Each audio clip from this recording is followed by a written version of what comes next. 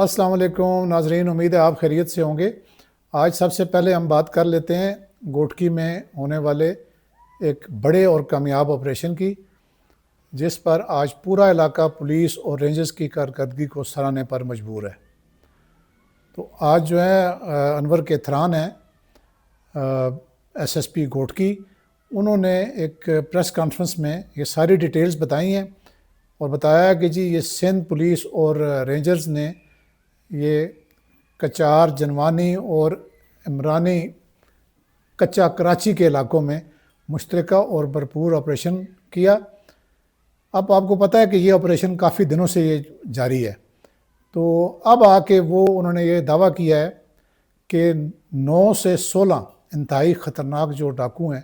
وہ اس آپریشن میں ہلاک کر دیے گئے ہیں۔ ان میں جو ہے نا کئی انعام یافتہ اور بدنام زمانہ گینگ لیڈر شامل تھے۔ تو ہلاک ڈاکوؤں میں جو ایک بکھرانی گینگ کا جو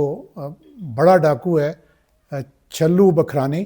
وہ بھی یا چھلو جو بھی ہے وہ شامل ہے، اور اس کے سر کی قیمت 50 لاکھ روپے مقرر تھی۔ اسی طرح جو 25 لاکھ جن کے سروں پہ انعام تھا وہ ڈاکو بھی مارے گئے ہیں۔ ان میں ہے ظفر عرف ظفری جبیل اور بہادر عمرانی۔ پھر جو دیگر ہلاک ہونے والے ہیں ڈاکو، ان میں ہیں اذان آرزو، ہزاروں سکھانی، منی گوپانگ، گمنی گوپانگ اور شاہ مراد۔ اب یہ نام ناظرین ایسے ہیں کہ میرے یعنی کوئی لکھے بھی صحیح نہیں جا رہے اور صحیح سمجھ بھی نہیں آ رہی کہ کیسے ان کو ادا کیا جائے، اس کے لیے معذرت چاہتا ہوں۔ تو ایس ایس پی صاحب نے مزید یہ بتایا ہے کہ 9 ڈاکوؤں کی جو ہلاکت ہے وہ اس کی وہ تصدیق کر سکتے ہیں، جبکہ جو باقی 7 لاشیں ہیں ڈاکوؤں کی، وہ چونکہ دریائی اور کچا علاقہ ہے تو وہاں پہ ان کی تلاش جاری ہے۔ تو اسی طریقے سے انہوں نے یہ بتایا کہ جی 27 جو ڈاکو ہیں نا وہ زخمی بھی ہوئے، اور سب سے جو عام بات وہ یہ ہے کہ اس آپریشن میں یعنی جو جبری طور پہ اور ہنی ٹریپ کر کے جن لوگوں کو اغوا کیا گیا تھا، وہ ان میں سے 9 لوگ جو ہے ان کو بحفاظت بازیاب بھی کرا لیا گیا۔ پھر جو کہتے ہیں کہ ہر ایک مغوی کے عوض 1 کروڑ روپے تاوان کا مطالبہ یہ ڈاکو کر رہے تھے، اور ان کو کہتے ہیں کہ جی ڈرون جو سرویلنس ہے اس کے ذریعے جو کچے کے ڈفرینٹ جزیرے ہیں ان میں کارروائی کر کے یہ تمام کامیابی حاصل کی گئی ہے۔ اور اس آپریشن کے دوران جو زخمی ڈاکوؤں کا علاج کرنے کے لیے جو مبینہ طور پہ کہتے تھے نا کہ جی ڈاکٹر اور جو اس کا جو کمپاؤنڈر ہے ان کو اغوا کیا گیا، اغوا نہیں کیا گیا، خیر ان کو بھی بازیاب کیا کہ پکڑ لیا گیا ہے، ان کو بھی گرفتار کر لیا گیا ہے، کیونکہ وہ ان کے بارے میں یہ پتہ چلا ہے کہ جناب وہ باقاعدہ پیسے لے کے ان کے علاج کے لیے کچے کے علاقے میں ڈیرے لگائے ہوئے تھے ڈاکٹر صاحب نے اور کمپاؤنڈر صاحب نے۔ پھر اسی طریقے سے ان کی کوئی رشتہ دار خواتین ہیں، کہتے ہیں جی انہیں بھی ہم نے حفاظت میں لے لیا ہے۔ ان میں جو بڑے کسی ڈاکو کی جو رشتہ دار ہے یہ مانی پٹھانی اور مائی شینا، ان کو پکڑا ہے۔ اب اس میں ہیوی قسم کا جو اسلحہ ہے وہ برآمد کیا گیا ہے، جس میں 12.7 MG ہے، اور اس کے ٹرائی پورٹ سمیت LMG ہے اور RR-75 ہے، اور اسی طریقے سے RPG 7 لانچرز ہیں، اور اس کے علاوہ جو بڑی رائفلیں ہیں۔ اب آپ یہاں پہ پسٹلز بھی ہیں اور ٹیلیسکوپس ہیں جن کو دوربین کہتے ہیں، اور بے شمار سمارٹ فونز اور کول باکس جو انہوں نے اپنی سب چیزوں کے لیے رکھے ہوئے تھے۔ اب آپ دیکھیں نا کہ پولیس کو ایون اگر آپ جو SMGs بھی دے کے بھیجتے ہیں اس مقابلے کے لیے، وہ کیسے کامیاب ہو سکتے تھے؟ تو یہ اب سارا کمال جو ہے پولیس کو جدید ٹیکنالوجی دینے سے یہ فائدہ ہوا ہے، ورنہ ان کے پاس جو اسلحہ ہے وہ اگر آپ تصویریں بھی دیکھیں گے اس میں تو وہ بڑا ہیوی قسم کا اسلحہ ہے۔ اچھا، اس کے علاوہ جو بہت سارے ڈاکو ہیں نا، جن میں ایک بہت مشہور ڈاکو ہے جس کو تنویر اندڑ اور قابل سکھانی اور چھلو بکھرانی تو خیر مارا گیا ہے، میرا پٹھانی اور غلام رسول میرانی، یہ ان کے جو ٹھکانے ہیں ان کو انہوں نے ڈرون اٹیک کر کے مکمل طور پہ تباہ کیا ہے۔ تو مزید انہوں نے یہ بتایا، یہ آپریشن ڈیٹیلز ہیں کہ جی جو 2 چین والی جو APCs ہیں، جو آرمڈ کارز ہیں وہ ہیں، اور اس طریقے سے 14 پولیس موبائلیں ہیں، اور درجنوں جو اہلکار ہیں انہوں نے اس آپریشن میں حصہ لیا ہے۔ اور اس کے ساتھ ساتھ انہوں نے بتایا کہ جو اس کا 83 ونگ ہے شکارپور اور خیرپور اور کشمور کا اور سکھر کا، جو رینجرز والے ہیں، انہوں نے مکمل ان کو بیک اپ اور سپورٹ فراہم کی ہے۔ اچھا، اب ایک اور اطلاع ہے جو کابل سکھانی کا جو ایک بھائی ہے اس کے مارے جانے کی اطلاع ہے، لیکن وہ مجھے اب کنفرم نہیں ہے۔ اسی طریقے سے جو تنویر اندڑ ہے، جو سب سے ڈاکوؤں کا سب سے ہیڈ ہے بڑا، تو اس کے زخمی ہونے کے متعلق بھی متضاد اطلاعات ہیں، لیکن ابھی تک میں نے فون پہ کوشش کی ہے کنفرم کرنے کی، تو یہ بات بالکل کنفرم نہیں ہو سکی، لیکن میں آپ کو بتا رہا ہوں کہ یہ بھی اطلاعات ہیں۔ اچھا، اب یہ ہے کہ اس سے پہلے جتنے بھی آپریشن یہ ان کے کرتے تھے جب، تو یہ لوگ فوری طور پہ جوابی طور اپنے جو سوشل میڈیا پہ اپنی پوسٹ چڑھاتے تھے، ٹیلی فونیں کرتے تھے اپنے مخالفین کو، پولیس افسروں کو، اور سوشل میڈیا پہ اپنی مشہوری کرتے تھے، یہ دیکھیں انہوں نے یہ کیا، اور ہم جو ہے نا اب فلاں جگہ پہ اسمبل ہو رہے ہیں اور اب ہم ایسے کریں گے۔ اب کی دفعہ یہ ہے کہ یہ واقعی ان کی جو کمر ہے وہ توڑنے میں کامیاب ہوئی ہے سندھ پولیس۔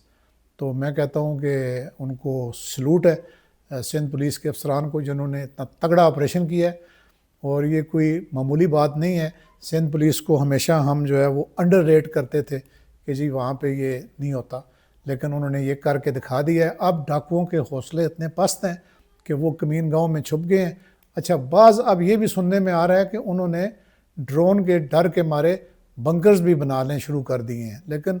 کوئی نہیں، بنکروں سے وہ باہر تو نکلیں گے تو پھر کام جو ہے وہ ان کا ہو جائے گا۔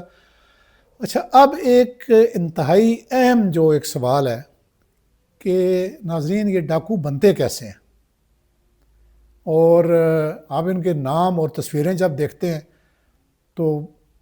آپ کو واضح تضاد نظر آتا ہے کہ نام جو ہے یہ فلانا بکھرانی تو جکھرانی تو پتہ نہیں کیا کیا، اور فلانا موٹا تو فلانا کانا، لیکن جب ان کی آپ فوٹویں دیکھتے ہیں تو انہوں نے وہ بڑے بڑے بال رکھے ہوتے ہیں، اور بالکل کمزور دبلے پتلے، نوجوان بھی ان میں شامل ہوتے ہیں، ایجڈ بھی ان میں شامل ہوتے ہیں۔ یہ کہاں سے، ان کی وجوہات کیا ہیں، یہ کیوں کیسے بن جاتے ہیں یہ ڈاکو؟ تو اس کی میں سمجھتا ہوں کہ جو پہلے جو تاریخی طور پہ جو اس کے معاملات وہ یہ ہوتے تھے کہ جو زمیندار تھے، بعض زمیندار جو ہے وہ جھوٹے پرچے، پولیس کے پاس ان کی اپروچ ہوتی تھی، جھوٹے پرچے کرا کے اپنے ملازموں کے خلاف ہی یا اپنے مزاروں کے خلاف ہی ان کو فری بیگار ان سے لیا کرتے تھے، اس چکر میں کہ تم تو اشتہاری ہو گئے ہو، ادھر جاؤ گے تو پولیس تمہیں پکڑ لے گی۔ لیکن اب وہ جو رواج ہے یا وہ چیز جو ہے نا وہ مدھم ہو گئی ہے، اب وہ نہیں ہے۔ اب جو ہے وہ پولیس کے جو افسران ہیں، جو ہمارے جو گراؤنڈ سٹاف ہے جو پولیس کا، تو ان کے جو یعنی طریقہ کار ہے مختلف مقدمات کی تفتیش کا، وہ باعث بنتی ہے، یعنی وہ ایک فیکٹری کا کام کرتی ہے ان لوگوں کی ڈاکو بننے میں۔ وہ کس طرح، وہ میں آپ کو بتاتا ہوں۔ جناب، یہ اس طرح ہوتا ہے کہ آپ کو پتہ ہی ہے کہ پورے پاکستان میں یہ رواج ہے، اور وہاں پہ تو ظاہر ہے کہ پڑھائی لکھائی والا کام بہت کم ہے کچے کے علاقے میں، اور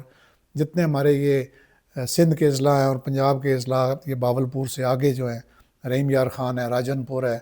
اور ادھر سندھ کا گوٹکی ہے، ان علاقوں میں اب جو